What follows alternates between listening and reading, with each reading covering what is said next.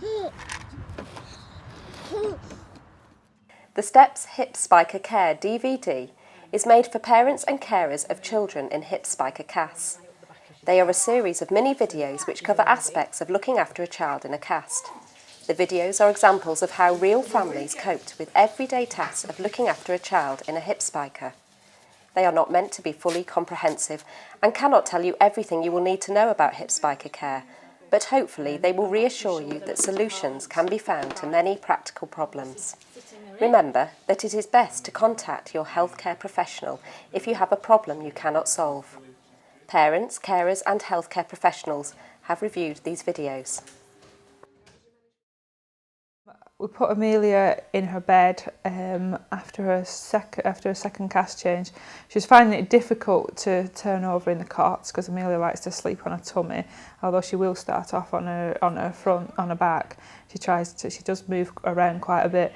So getting her in the cot had become a bit of a no-no. So we had a look at beds, and obviously she's quite young and she does still move around quite a bit in the bed. So what we decided to do then was we bought a bed with quite a deep base, and we used that as part of a bumper, if you will. Put the mattress up to it, and then got a side for the other side of the bed.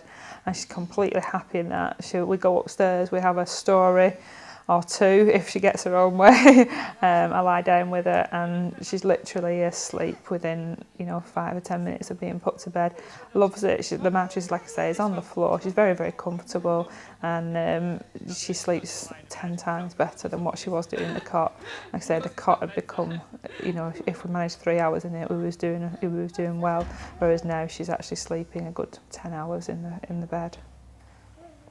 Bedding wise, again, because she's so mobile and she moves around, just normal bedding, there's no use of trying to put any towels under anything to prop anything up, because she can move really, really well. She moves upside down, over and every which way, so there's no point in us she doesn't really like any blankets on her, to be honest, but I always go in and put the blanket back off, and anyway, when I come back again in the morning, the blanket will be off, so she doesn't really like any covers on her as such. So.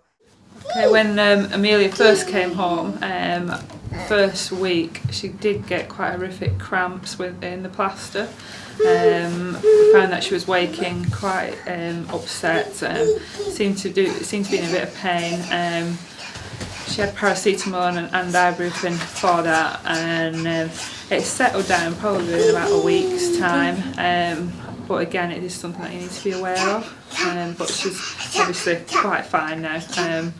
Again, it happens obviously when they first go in the plaster, and then when the plaster's taken off, and then when they have the plaster rechange. Obviously, things are slightly different, so you get slightly different positions once they've been in the plaster after the plaster change. So you always get the cramps for that first week of going into plaster and coming out of the plaster. So it is something to be aware of, but it does wear off.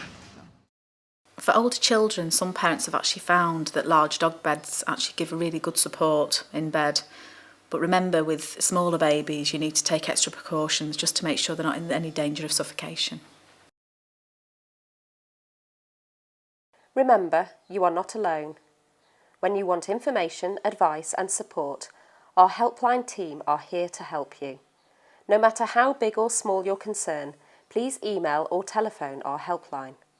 Get instant access to information 24 hours a day via our website, where you can download our advice leaflets. You can also visit our online chat forum, which provides a fantastic resource of helpful tips and practical advice written by parents who are coping with a child affected by hip dysplasia.